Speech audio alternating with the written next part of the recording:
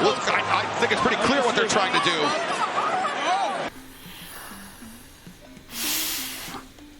AEW, what did I just say about the gas can?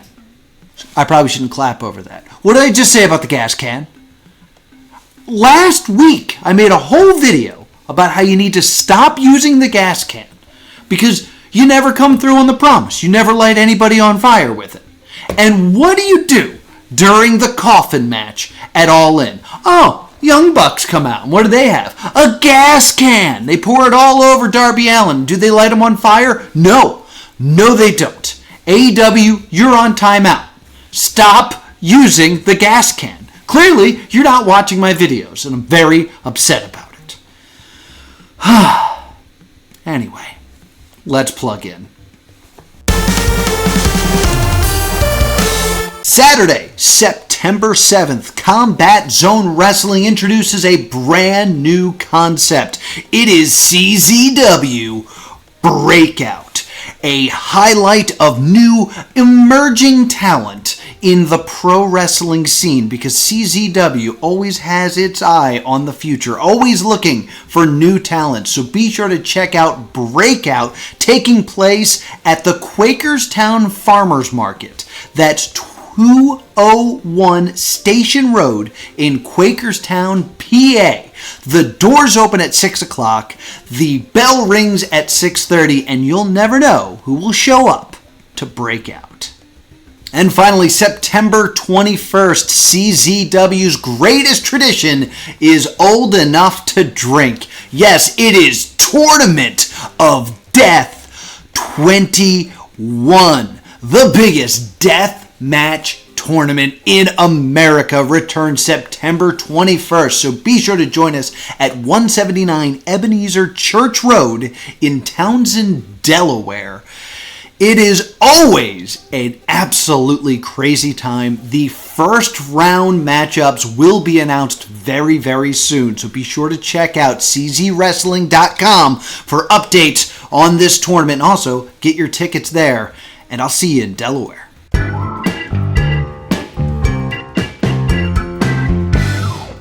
So today on the Soapbox, I want to look at what I think every wrestler spends a lot of time thinking about, and that is their finishing maneuver. Now, I've said this before when it came to when I was ranking match stipulations, that I considered doing that type of video where I rank every single thing from worst to best. And I considered doing the ranking of every single finisher. But one, there's no way that I would do absolutely every finisher. And like I always say, no one cares about the middleist finisher. Nobody's going to really care that I'm like, D'Lo Brown's Lowdown is the middleist finisher. No, we want to just hear the two things, the best and the worst. So I'm going to break down the best and worst finisher in professional wrestler. Now, in order to do this, we're going to need some criteria. What makes a finisher, and what makes a good finisher a good finisher? Number one, it's got to finish a match. And I know that seems redundant, but there's a lot of finishers out there that either aren't actually the finish, they're a secondary finisher or a signature maneuver, or they have been so watered down because they're not protected, because so many people have kicked out of it that it just doesn't have that special quality to it anymore. So it's got to be something that finishes a match. Two, it needs to be something that you can do to everyone. This is like Wrestling 101. When you're getting to that point where you can finally start wrestling matches, which is beyond 101, but let's ignore that I said that part. The question when it comes to your finisher is it a thing that you can hit on everyone? Because I always played as a cruiserweight whenever I played the 2K games, but I always wanted my finisher to be a pile driver. And then I'd get in there and I'd fight like a Viscera or, a Bronson Reed, and I'd go to lift him up. Oh, my character's back would hurt.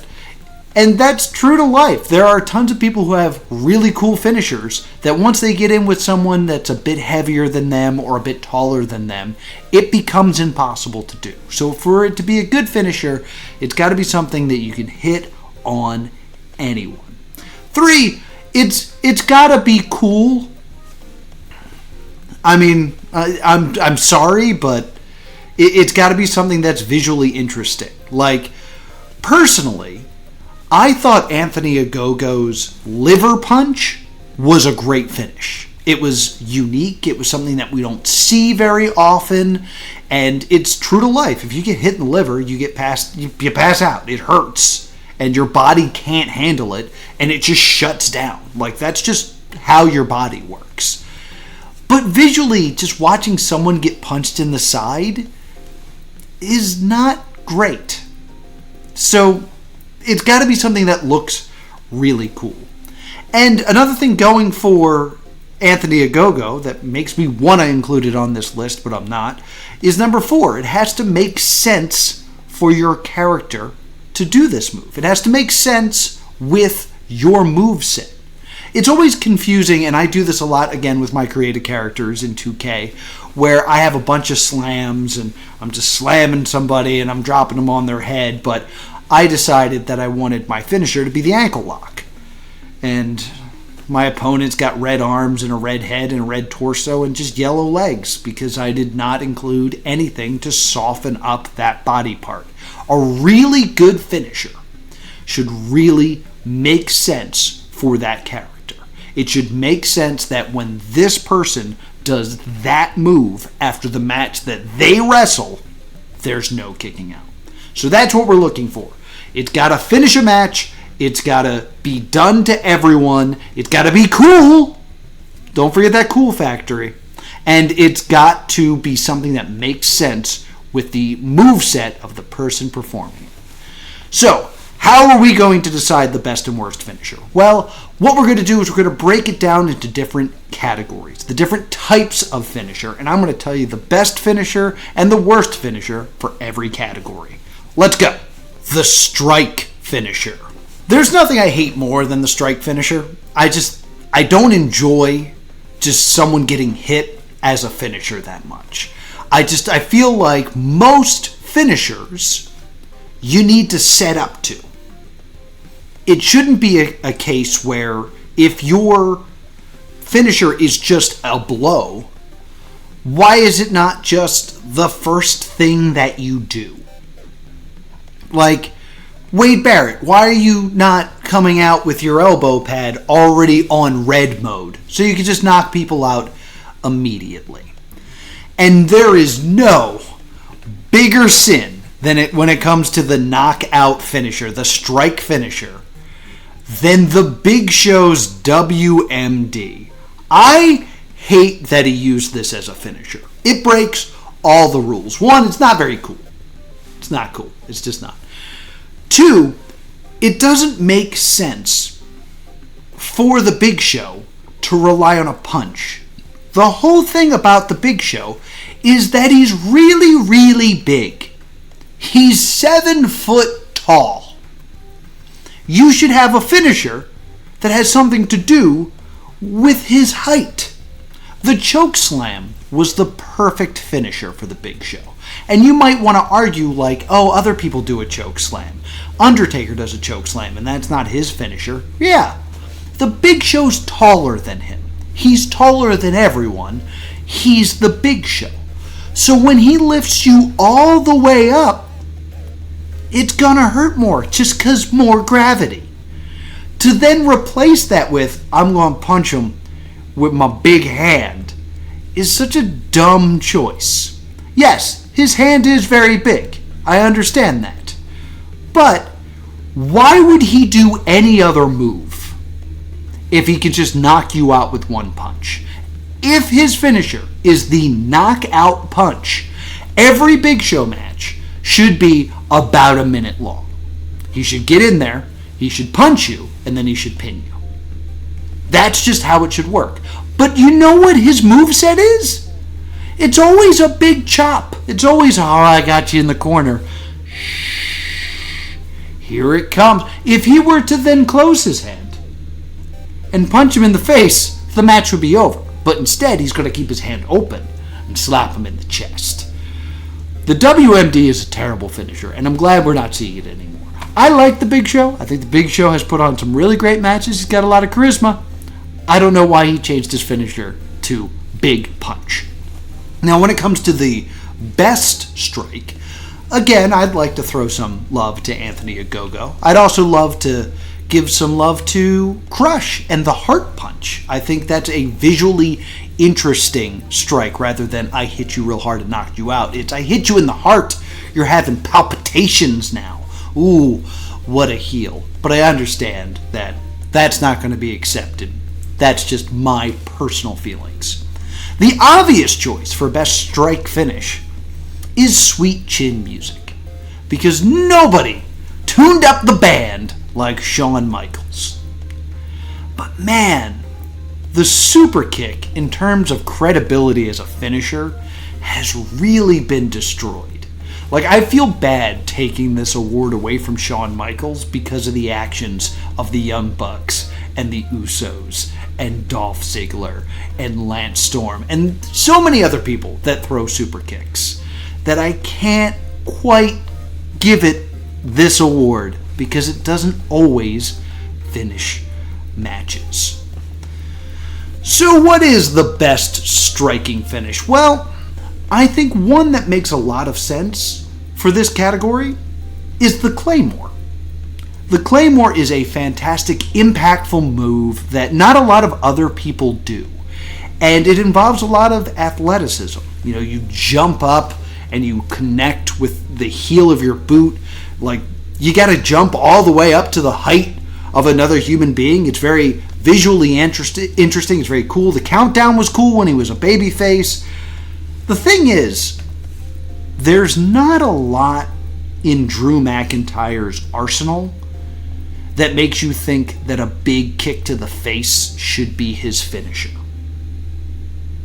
Like, I enjoy his DDT way more. The Future Shock, I think that should be his finisher. Like, the way that he's using his very large body to drive your head into the mat, I think that's a more successful finisher for Drew McIntyre. So I think, believe it or not, when it comes to the best striking finish, I think I have to give it to the Brogue Kick. Sheamus's moveset is Big Bad Brawler. Like, a lot of his moves are just clubbing blows. He's just going a clubbering. Like, even White Noise, his big slam move, it's so awkward and unconventional that it doesn't look like he's doing a move. Like, there's a quality to it that he's just kind of picking you up and dropping you, and where you land is where you land. Because he's not about technique. He's a brawler. He's about just delivering punishment. And the idea that the Brogue Kick, which you do have to beat down your opponent because it's hard to hit with precision, because it's a jumping bicycle kick, that kind of gets away from the issue of, well, why doesn't he just hit it immediately? Because it's hard to hit immediately. And if he does hit it immediately, he wins the match. Because he won at WrestleMania when he defeated Daniel Bryan, I always mess that up, in, 18 seconds with a Brogue Kick, because he was distracted. If he wasn't distracted, he wouldn't be able to hit that Brogue Kick right away, because you have to beat down your opponent a little bit so you can line that shot up. I think in terms of strike finishes, Sheamus is the only one really doing it right. So I'm giving the worst award to Big Show and the best award to Sheamus. Downed opponent. So this is a late ad for the script here, but I was looking at it and it was something I felt like we had to incorporate here as a category. This is an attack when your opponent is down on the mat in some way, whether it's laid out flat, seated up, hands and knees. And I included this because they're all terrible.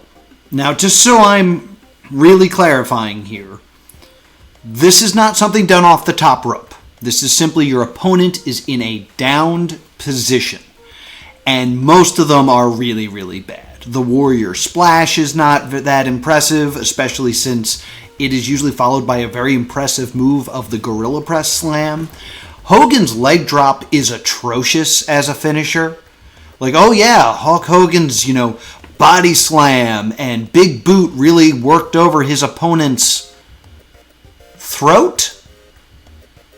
It's not even his neck, it's his throat. So it's going to do a lot of damage when he jumps up into the air and hits you with the soft under part of his knee.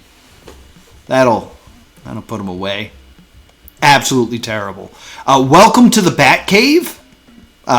The Boston Booger very much almost ran away with this. That is a horrendous move.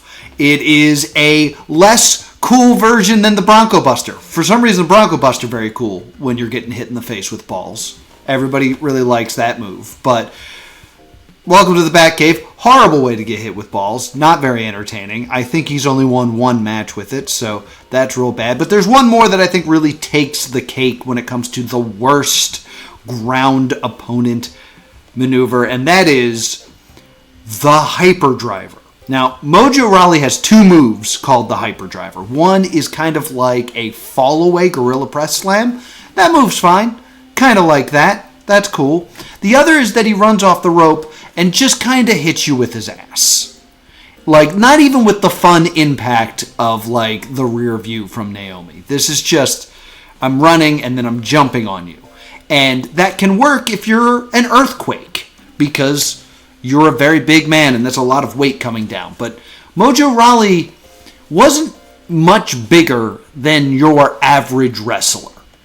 And the idea of like, oh, Mojo hit me with his keister, that's going to put me away.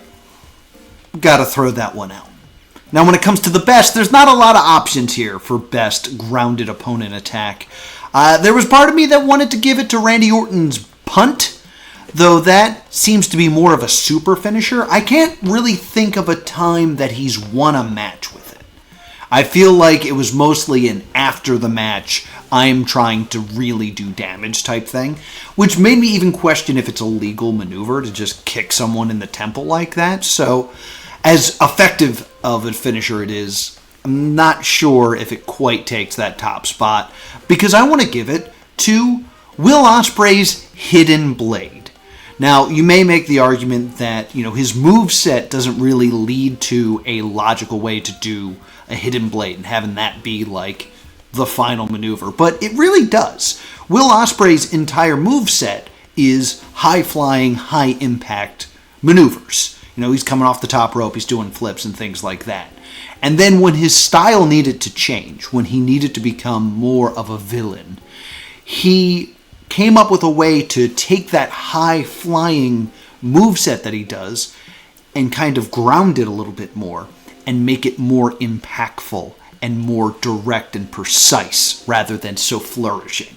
I think the Hidden Blade does a great job of taking the Will Ospreay moveset and putting it into a heel character. I know he's not a heel now, and I know he still does it, but the original intention of the Hidden Blade, I think, is great.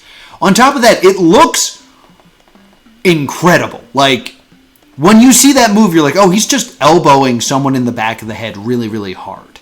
And he's doing it in such a way that there's no way for his opponent to really protect himself because it is a from-behind attack. I think all those layers to it really makes the Hidden Blade a special maneuver. Top rope. Okay, now let's get to the top rope. This is anything where you are flying through the air after ascending the turnbuckles. We'll take anything from the middle rope as well, but there's not a lot of great middle rope finishers. We got Matt Hardy's leg drop, and Brett likes to drop an elbow, but they're not really finishing maneuvers.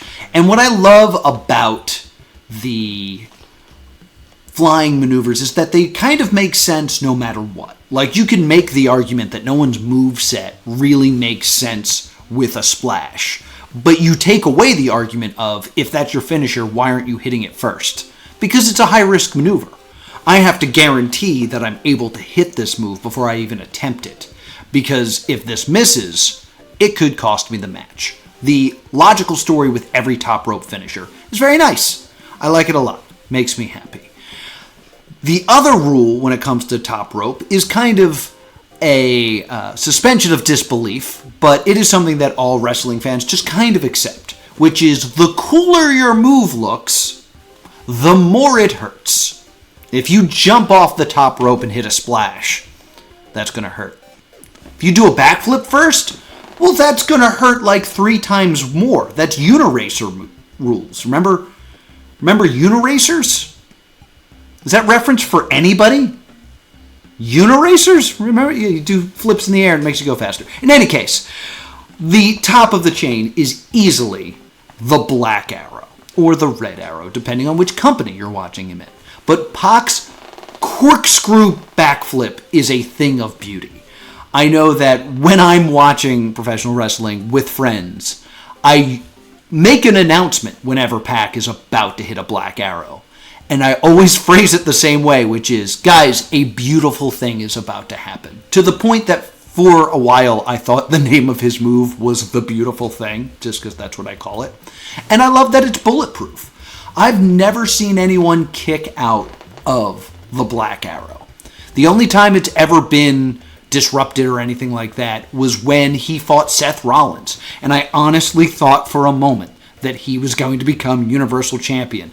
But when he hooked that leg, he pulled it just a little bit too far, causing a rope break. Great storytelling. Makes a lot of logical sense in the world of wrestling. Also, you can all make the argument that if Pac really wants to hurt you, he flips you onto your belly first, hits the Black Arrow, and then locks in the Brutalizer. I think that the Black Arrow is a beautiful thing, and Pac uses it in a perfect way. And the fact that it's bulletproof and it always looks great easily cements it as the #1 finisher from the top rope. Now let's look at the other side of the coin. When it comes to the worst top rope finisher, it's kind of hard to have a bad one because you're flying through the air. It always looks cool. There was a part of me that wanted it to be the Ric Flair double axe handle, because anytime Ric Flair went to the top rope, he wasn't hitting anything. He was getting grabbed and being tossed down to his demise. That was just common in a Ric Flair match. But towards the end of his career, there was actually a match on Raw where he ascended to the top rope and Jerry Lawler actually said, "Rick, don't go up there. This never works for you." And for the first time, he countered being thrown off, hit a double axe handle, and won the match. So I was thinking about saying this is a finisher. It has finished the match 100% of the time that he's used it, but it gets countered too easily, and thus we got to get rid of that. But it seems wrong to do that to Ric Flair, even though the numbers line up. You can't disrespect Ric Flair like that. So then, that made me start thinking about Buff Bagwell. Buff Bagwell's finisher is the Blockbuster, which on paper makes a lot of sense. It is a flipping neck breaker. The idea of doing a neck breaker where you take your opponent's head and smash it against your own shoulder to snap their spine makes sense as a finisher. The idea of adding the centrifugal force of flying through the air, yeah, that makes a lot of sense. The logic breaks down in that you're basically giving yourself a suplex. You're jumping in the air, turning upside down, and then you're hitting the canvas either flat, like you're getting a suplex, or on your tailbone, which should destroy your coccyx. So there is a bit of a dispute in the logic of Buff Bagwell's Blockbuster. In Buff Bagwell's Blockbuster. I'm keeping it in. I don't care. Because at the end of the day, there is one finisher that I hate more than anything. And I've already mentioned it in my worst of the year reviews. And that's the Annihilator. The Annihilator is from the middle rope, like I said. And while it is impactful, it is the idea of a lot of weight coming down on your chest. The way that Mojo Rawley's Hyperdriver doesn't make sense. I think it takes a lot away from Nia Jax. Nia Jax, I've actually started to really enjoy the stuff that she's doing as Queen of the Ring. And now her character is that she's regal and that she is a larger-than-life personality. and that she can overpower because of the power of royalty. It's not that she's just really big. And I think the move like the Annihilator puts the emphasis on Nia Jax that she's larger than her opponents, rather than she's more powerful, more talented than her opponent. I hate the Annihilator, and it always looks unsafe, which I guess you could argue is good for it because it's a believable maneuver, but it's believable in a way that I don't enjoy, that it makes me always worry rather than, buy into the story. It takes me out of the story, and I just think you can do something so much better with Nia Jax. So, Black Arrow, best. Annihilator, worst. Driver. What is a driver? A driver is going to be any move where you are driving your opponent's head into the mat. That is how we are establishing that category. So your DDTs and, of course, your pile drivers are in the driver category. And since it says driver right there in the name, you think you want to pick a pile driver. And Jerry Lawler has the best pile driver. There's just something about the way that he pendulums back that makes the pile driver look so devastating. It's the move that broke Andy Kaufman's neck. But there's a much cooler driver nowadays, and that is, of course, the Canadian Destroyer. Petey Williams created a flipping pile driver that just looks incredible. So incredible that you'll see about 9 or 10 of them in every single indie show. Every indie show I see, there are several Canadian Destroyers. They'll get into it a little bit differently, like it will be off the top rope or from a waist lock and floating over, but what made it special is slowly being chipped away. This is the same fate that fell the DDT. Jake the Snake's DDT was a devastating maneuver. He was just falling backwards, causing all of your weight to fall onto your neck. And then they got the inverted the inverted DDT, like the slop drop or the Stinger's death drop or the Scorpion death lock, excuse me. Just going to mess up a lot today. And then we saw the Tornado DDTs to the point that the Velocities, which is an Australian tag team, does a shooting star DDT. Is on their side. Carries the silver. Shooting star DDT. It's incredible. But the DDT alone as a finisher got watered down as more and more innovation happened. Same thing with the Canadian Destroyer. I'm not saying it's a bad thing. Innovation in, evolution in wrestling is a needed thing. But one thing I will say is I see a lot of Canadian Destroyers, and I go, oh, Canadian Destroyer. I also see a lot of RKOs. But when I see someone else do it, I always call it an ace crusher. Other people will call it a cutter, and those people are wrong. I will always say an ace crusher, and I will never say, ooh, an RKO by random indie talent, because an RKO is only done by Randy Orton.